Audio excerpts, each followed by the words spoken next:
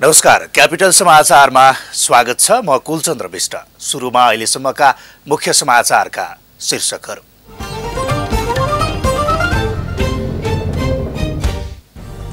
वैशाखको निर्वाचनका निम्ति सजग र गतिशील भएर लाग्न कार्यकर्तालाई प्रधानमन्त्री ओलीको निर्देशन। प्रचण्ड माधव पक्ष 3 महिनामा नागरिक अगुवा भएर सडकमा पुग्ने भनाई। पछिल्लो 24 घण्टामा थप 213 जनामा कोरोना भाइरस संक्रमण पुष्टि। 296 जना संक्रमण मुक्त हुँदा मृत्यु हुनेको संख्या शून्यमा। एक महिनासम्म चल्ने श्री स्वस्तानी व्रत कथा आजबाट सुरु। कोरोना महामारी कायमै रहेकाले साली नदीमा 49 जना मात्र व्रतालु सहभागी। पीसीआर परीक्षण अनिवार्य। सम्झौता अनुसार पारिश्रमिक नदिएको भन्दै मनमोहन मेमोरियल अस्पतालका स्वास्थ्यकर्मी तथा कर्मचारीहरू आन्दोलित। आफूहरूको जायज माग सम्बोधन गर्न अविलम्ब वार्तामा बस्नुपर्ने माग। र विभागीय टोली त्रिभुवन आर्मी क्लब राजधानीमा जारी। प्रधानमन्त्री कप पुरुष राष्ट्रिय क्रिकेट प्रतियोगिताको फाइनलमा प्रवेश। बिहीबार भएको खेलमा बागमती प्रदेश 94 रनले पराजित।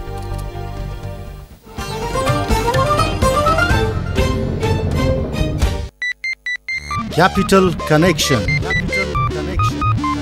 Connecting worldwide.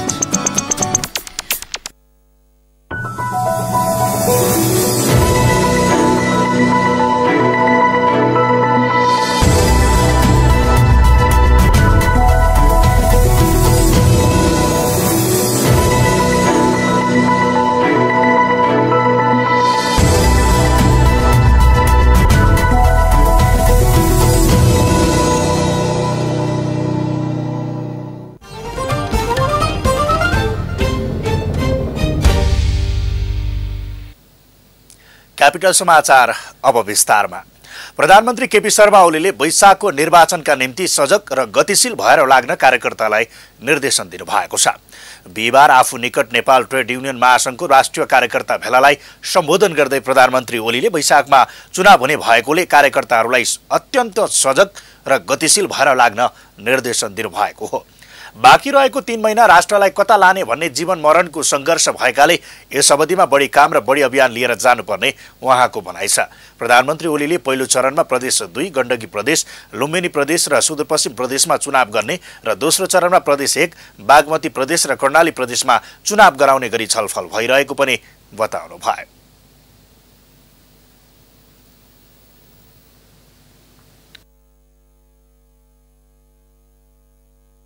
हामीले ठिक गरेका छौँ। देशलाई अस्थिरतातिरबाट जानबाट रोकेका छौँ। जनताका बीचमा जाने, जनताको आदेश लिएर जनताले कसलाई भोट दिन्छ, कसलाई समर्थन गर्छ, देशभक्तहरूलाई समर्थन गर्छ कि नक्कली देशभक्तलाई समर्थन गर्छ, हेरिहाल्नु न त। तर उहाँहरू अहिले नै आत्तिएको हेर्नुभयो होला तपाईँहरूले। अहिले नै आत्तिनु भएको छ चुनाव कसरी रोक्ने। उहाँ निर्वाचन आयोगमा पुग्नुभयो कुदेर, चुनावको तयारी नगर, चुनाव गराउनु हुँदैन भनेर। अनि चुनाव गराउँदा के बिग्रियो त? नेकपालाई हराउनुहोस् न त तपाईँहरू सक्नुहुन्छ भने। प्रधानमन्त्री ओलीले देशलाई अस्थिरतातर्फ जानबाट रोकेको दाबी गर्नुभयो। पार्टीमा शुद्धिकरण अभियान चलेको बताउँदै उहाँले पार्टीको विकृति, विसङ्गति, अराजकता, अनुशासनहीनता र स्वार्थी प्रवृत्ति किनारा लागेको बताउनु भयो। पार्टी एक विचार र एक धारणा साथ एकताबद्ध भएर अघि बढेको उहाँको भनाइ छ। सम्म हामी अत्यन्त सजग हुनुपर्छ, अत्यन्त गतिशील हुनुपर्दछ। यी 3 महिनाहरू हाम्रा जीवन मरणका सङ्घर्ष हुन्, हाम्रो राष्ट्रलाई कता लाने भन्ने अवधिका सङ्घर्षका कुरा हुन्। अहिले कम आराम, कम निन्द्रा, बढी काम, बढी अभियान, हामीले त्यो लिएर जानुपर्छ। प्रधानमन्त्री ओलीले मजदुर आन्दोलनलाई बलजफ्ती विभाजन गर्न खोजिएको भन्दै विभाजित हुन नदिई एकताबद्ध मजदुर आन्दोलन निर्माण गर्नुपर्ने बताउनु भयो। अल्मलिएकाहरूलाई आफूहरूको बाटोमा समाहित गराउनुपर्ने उहाँको भनाइ छ। प्रधानमन्त्री ओलीले प्रचण्ड माधव पक्ष 3 महिनामा नागरिक अगुवा भएर सडकमा पुग्ने पनि बताउनु भयो। प्रचण्ड माधवले पार्टी चलाउने कुरा नभएको भन्दै नागरिक समाजको सम्मानित व्यक्तित्व बनाएर राख्ने टिप्पणी गर्नुभयो। नेपाल कम्युनिस्ट पार्टी नेकपा पुष्पकमल दाहाल प्रचण्ड र माधव कुमार नेपाल समूहले बिहीबार पनि माइतीघर मण्डलामा संसद विघटनको विरोधमा धरना दिएको छ। नेकपा प्रचण्ड माधव समूहले संसद विघटनको विरोधमा प्रत्येक दिन 2 घण्टा काठमाडौँको माइती घरमा धरना दिने कार्यक्रम तय गरे अनुसार आज दोस्रो दिन पनि धरना दिएको हो। संविधान, संघीयता, गणतन्त्र र जनमतको रक्षाका लागि धरना कार्यक्रमको आयोजना गरिएको प्रचण्ड माधव समूहले बताएको छ। धरनामा सहभागी नेताहरूले धरना कार्यक्रम सांकेतिक आन्दोलन भएको बताएका छन्। 7 दशक लगाएर 10,000 को बलिदानबाट निर्मित संविधानलाई उल्लङ्घन गर्ने काम भएकोले त्यसको विरोधमा धरना बसेको सहभागी नेताहरूले बताएका छन्। संविधान, लोकतन्त्र, संघीयता, गणतन्त्र, समावेशिता र धर्मनिरपेक्षताको रक्षाको निम्ति आन्दोलन गरेको धरनामा सहभागीहरूले बताएका छन्।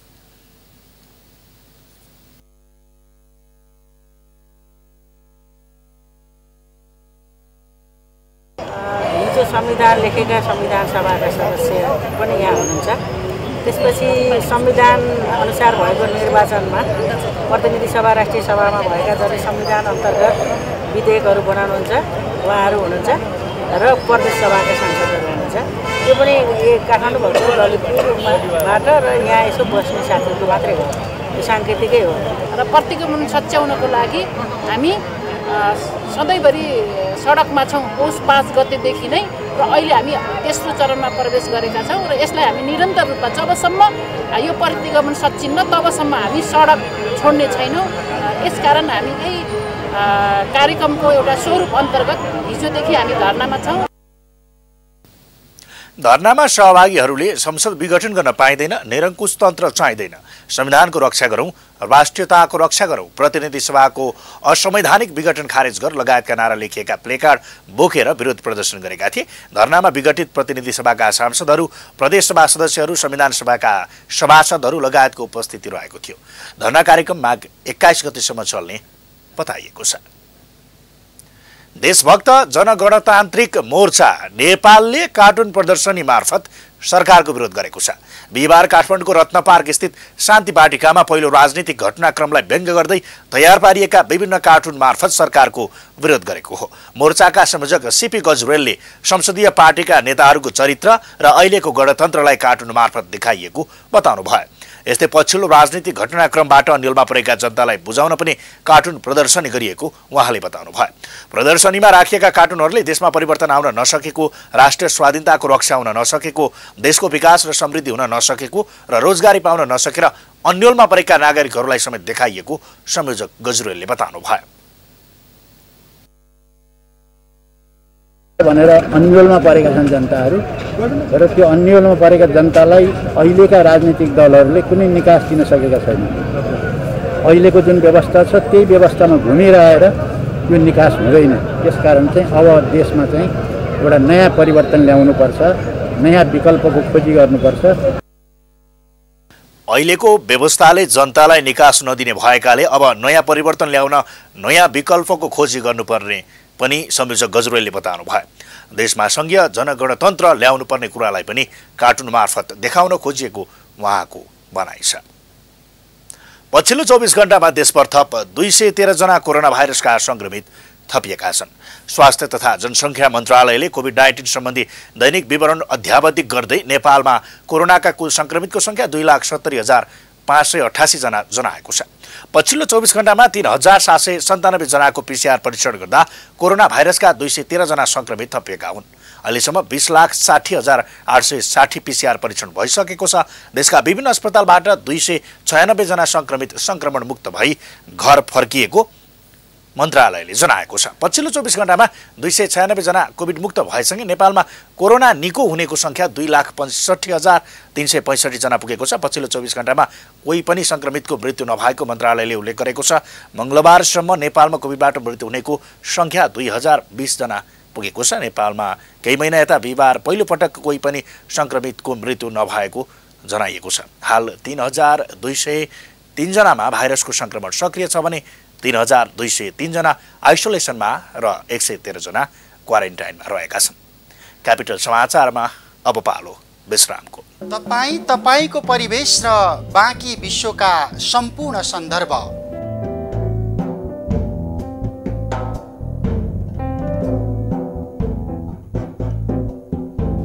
मानव सभ्यताका विविध आयाम, साथमा रोचक विश्व अनि विज्ञान र प्रविधिको चर्चा। कार्यक्रम गोलार्ध।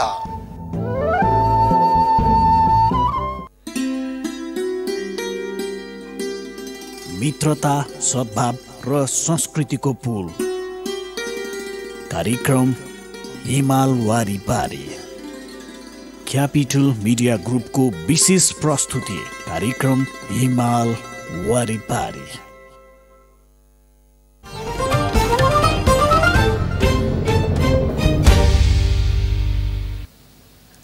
विश्रामपछि क्यापिटल समाचारमा स्वागत छ। अब बाँकी समाचार।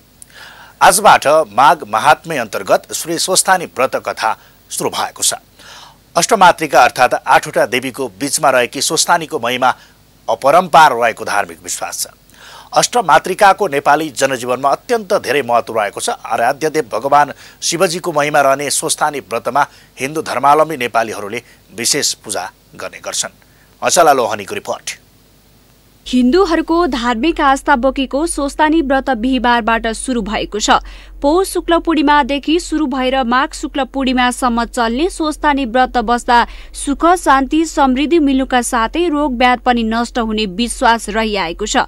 1 महिनासम्मको व्रत अवधिभर भगवान शिवको पूजा आराधना गरिन्छ। सत्ययुगमा भगवान विष्णुको सल्लाह अनुसार हिमालयकी पुत्री पार्वतीले महादेव पति पाउन स्वस्थानी व्रत बसेको र चिताएको पूरा भएको विश्वासमा व्रत कथा र माघ स्नानको प्रचलन रहेको विश्वास गरिन्छ। व्रतका प्रभावले शिव पार्वतीको विवाह भएको कुरा पौराणिक धर्म ग्रन्थहरूमा उल्लेख छ। स्वस्थानी व्रत सुरु भएदेखि संघीय राजधानी काठमाडौँको साँखु स्थित साली नदीमा स्नान गर्नका लागि भक्तजन पुग्ने गर्दछन्। साली नदीमा माधव नारायणको मेला समेत लाग्दछ। पौष शुक्ल पूर्णिमाका दिनबाट हिन्दू परिवारहरूमा साँझ या बिहान चोखो भएर नङ केश काटेर परिवारका सबै सदस्य एकै ठाउँमा भेला भएर भक्तिपूर्ण रूपमा हरेक दिन 1 वा 1 भन्दा बढी कथाका अध्याय क्रमशः सुनाउने चलन छ। प्रसादका रूपमा चिनी, सक्खर, पोलेको सक्खरखण्डा, पोलेको आलु, सुन्तलाका केस्रा खाने गरिन्छ। पौष शुक्ल पूर्णिमामा सुरु भएको यो व्रत कथाका 31 अध्याय अर्को महिना माघ शुक्ल पूर्णिमाका दिन समापन गरिन्छ। यो एउटा देवी शक्तिको महिमा हो हैन। यसलाई हेर्दाखेरि जस्तो सन्तान प्राप्तिको लागि चाहिँ माता नै सर्वेसर्वा हुन्छन् भनेर जस्तो नै हाम्रो महाकाली, महालक्ष्मी, महासरस्वती, त्रिगुणात देवी मध्ये चाहिँ एउटा देवी स्वस्थानी देवीको पनि एउटा शक्तिको रूप हो। आजैदेखि 1 महिनासम्म उपत्यकाको उत्तर पूर्वी भेग स्थित 18 किलोमिटरको दूरीमा रहेको साली नदीमा माघ स्नान सहित माधव नारायणको मेला सुरु भएको छ। प्राचीन कालदेखि लाग्दै आएको मेलामा यस वर्ष भने कोरोनाको कारण धेरै चहल पहल भएको छैन। माघ महिनामा यहाँ आई स्नान गरेर माधव नारायणको दर्शन गरेमा पाप पखाली पुण्य कमाइने धार्मिक विश्वास छ। यो विश्वासमा प्रत्येक वर्ष विभिन्न शिवालयमा लाखौं भक्तजन आउने गरेको पशुपति क्षेत्र विकास कोषका कार्यकारी निर्देशक घनश्याम खतिवडा बताउनुहुन्छ। नेपाली शास्त्रीय विधान अनुरूप नेपालको मौलिक शास्त्रको रूप बनाइएको श्री स्वस्थानी व्रत कथा हाम्रो आफ्नो कथा हो, हाम्रो माटोको कथा हो, नेपाली धरतीको शास्त्र हो।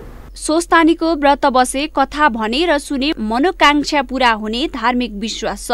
गोमा ब्राह्मणीले सप्त ऋषिले सिकाएको विधि अनुसार व्रत गर्दा पुत्र वियोगबाट मुक्ति मिलेको र व्रतकै प्रभावले छोरा नवराज लावड्य देश हालको साँखु क्षेत्रको राजा भएको कथा समेत स्वस्थानीमा वर्णन गरिएको छ। यस वर्ष कोरोना भाइरस संक्रमणको जोखिमका कारण साली नदी मेलामा व्रत बस्ने व्रतालुका लागि कठोर नियम बनाइएको छ। व्रतालुहरूको स्वास्थ्यलाई ख्याल गर्दै निमोनिया नभएको प्रमाण माग्नेदेखि निश्चित उमेर तोकेर मापदण्ड तयार पारिएको माधव नारायण स्वस्थानी व्रत तथा साली नदी विकास समितिले जनाएको छ। व्रतालुहरू 20 देखि 50 वर्षसम्म उमेर समूहको हुनुपर्ने भनी उमेर हद तोकिएको छ। साथमा PCR वा एन्टिजेन टेस्ट गर्नुपर्ने, निमोनिया छ कि छैन भनेर एक्सरे गरेको रिपोर्ट देखाउनु पर्ने, क्रोनिक फ्लू, मुटु रोग, फोक्सोमा समस्या भएका जस्ता व्यक्तिहरूलाई व्रत बस्न नदिने लगायत मापदण्ड तोकिएको छ। क्यापिटल टेलिभिजनको लागि क्यामेरामा सुरेन भण्डारीको साथमा अचला लोहनी, काठमाडौँ। अब बेला र बोली। आज हामीले काठमाडौँ पाशुपत क्षेत्रमा पण्डितहरूलाई स्वस्थानी व्रतको महत्त्व के छ भनी सोधेका थियौं। हेरौं सर्वसाधारणको बोली उनीहरूकै शैलीमा।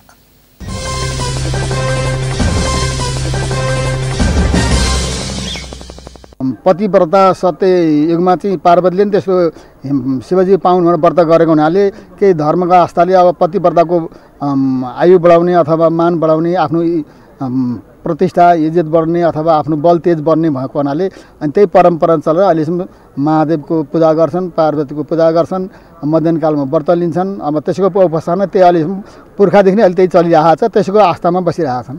अब इच्छा सिद्धिको लागि, मनोकांक्षा राम्रो श्रीमान पाउनुको लागि, धन सम्पत्ति सन्तानको प्राप्तिका लागि यो चाहिँ कठोर तपस्या गरेको हुनाले त्यही प्रचलन अहिले पनि रहेको छ। आफ्नो मनोकांक्षा पूर्ण हुने हिसाबले नै व्रत चाहिँ बसिन्छ। जसलाई के चाहना छ, आफ्नो पुत्र पौत्री लाभहरूदेखि लिएर धन सम्पत्ति श्रीमानका कुराहरू, आफ्नो असल श्रीमान पाइयोस् भनेर, अथवा श्रीमान भइसकेको पनि श्रीमानको आयु लामो होस् भनेर र यस्तै हिसाबले चाहिँ व्रत बसिन्छ।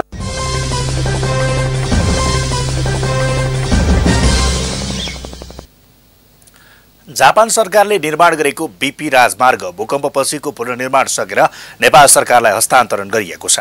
विक्रमसम्म 2072 सालको भूकम्पबाट क्षतिग्रस्त बीपी राजमार्गको पुनर्निर्माण गत महिना सम्पन्न भएपछि जापान सरकारले भौतिक पूर्वाधार तथा यातायात मन्त्रालयमा बिहिबार आयोजित भर्चुअल कार्यक्रम मार्फत नेपाललाई हस्तान्तरण गरेको हो।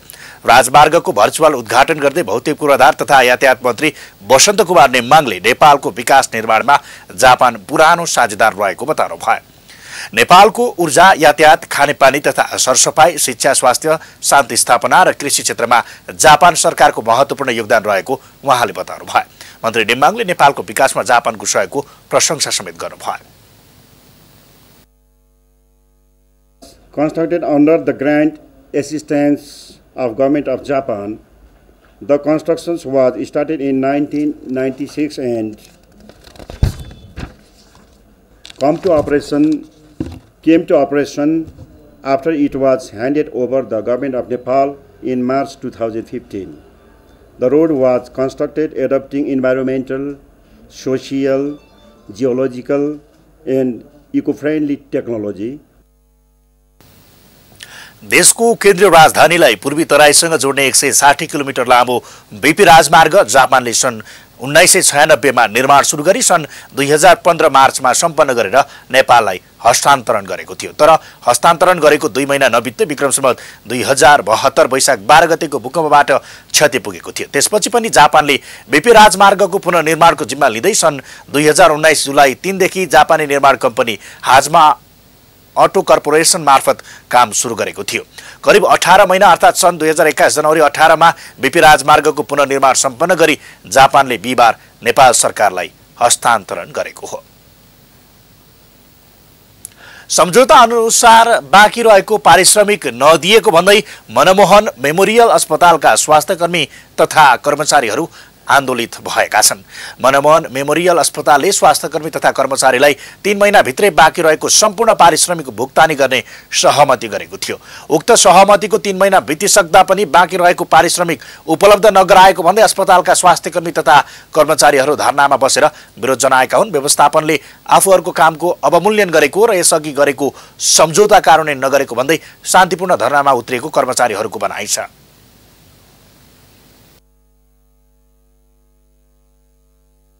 दुरुस्त र राम्रोसँग काम नगरेको हुनाले यो परिस्थिति आयो। हाम्रो कामलाई व्यवस्था गरेर हाम्रो कामको अवमूल्यांकन गर्दाखेरि यो परिस्थिति आएको। हाम्रो माग जायज छ कि छैन त? जायज मागका साथ आज हामी यहाँ बसेका छौँ नि त। यत्रो कर्मचारीलाई के यहाँ रमाइलोको लागि बसेको त होइन होला। हामीहरू जायज माग लिएर बसेछौँ। श्रमिकहरूले पाउनु पर्यो पारिश्रमिक माग्दाखेरि पनि यति धेरै उहाँहरूको दादागिरी चाहिँ नदेखाउनु होला प्लिज होइन। यो संस्था ठिक छ, उहाँहरूले हामीसँग हाम्रो छेउमा आएर को हुनुहुन्छ व्यवस्थापनमा उहाँहरू आएर हामी माझमा श्रमिकहरूको माझमा आएर चाहिँ यो तरिकाले बढौँ भनेर भनिदिनु होला नि। हामी पनि त मान्छे हो, मानवता हामीमा पनि छ होइन। आफूहरूको जायज माग सम्बोधन गर्न अविलम्ब वार्तामा बस्नुपर्ने उहाँहरूको भनाइ छ। श्रमिकको माग पूरा गर्नुपर्ने, श्रमिक प्रतिनिधिसँग गरेको सम्झौता कार्यान्वयन गर्नुपर्ने तथा श्रमिकको रोजगारीको सुनिश्चितता गर्नुपर्ने लगायतको माग राखिएको छ। क्यापिटल समाचारमा पुनः एकैछिन विश्राम। ज्योतिषशास्त्र मानव कल्याणको एक अनुपम विद्या। अब घरमै बसी बसी प्रत्यक्ष संवाद गर्नुहोस् र परामर्श लिनुहोस्।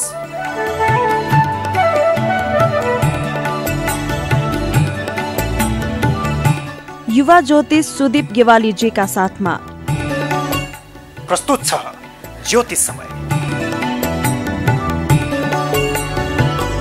यानी सम्पूर्ण ज्योतिषीय समाधान।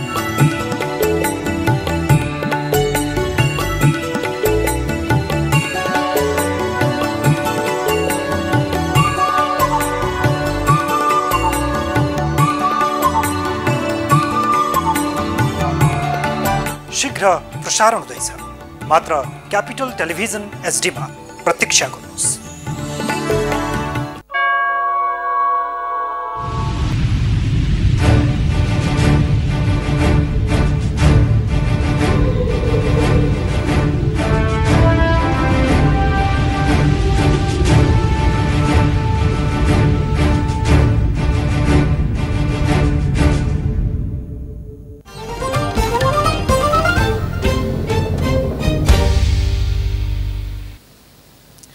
विश्रामपछि क्यापिटल समाचारमा पुनः स्वागत छ। अब पालो आर्थिक समाचारको।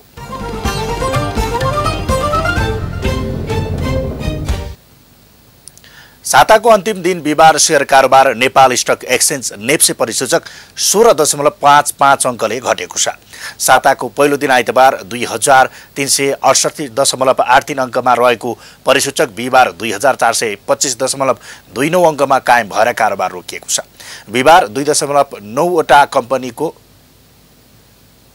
2,18,69,000 किता शेयर 80,680 पटक खरिद बिक्री हुँदा 9,71,47,00,000 रुपियाँ बराबरको कारोबार भएको छ। निर्जीवन बीमा समूह, उत्पादन समूह र लघुवित्त समूहको उपसूचक क्रमशः 410.39, 167.87 र 24 अङ्कले बढेको छ भने बाँकी सबै समूहको उपसूचक घटेको छ। यो सँगै हामी क्यापिटल समाचारको अन्त्यमा छौँ। अन्त्यमा मुख्य समाचारका शीर्षकहरू फेरि एकपटक।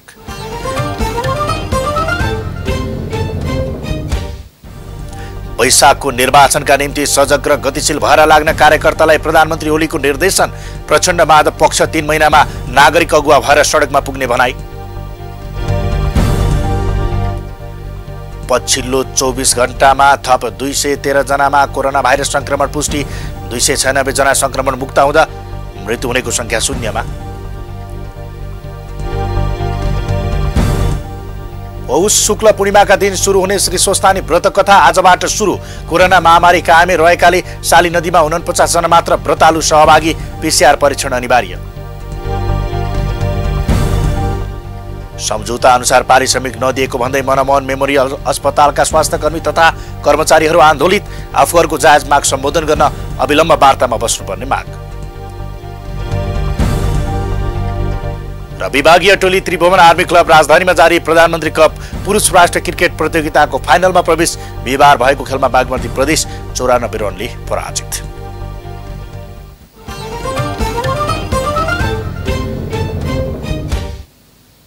हौस् त क्यापिटल समाचार अहिलेलाई सकियो। सूचना, मनोरञ्जन र ताजा समाचारका लागि क्यापिटल टिभी हेर्दै रहनुहोला। नमस्कार।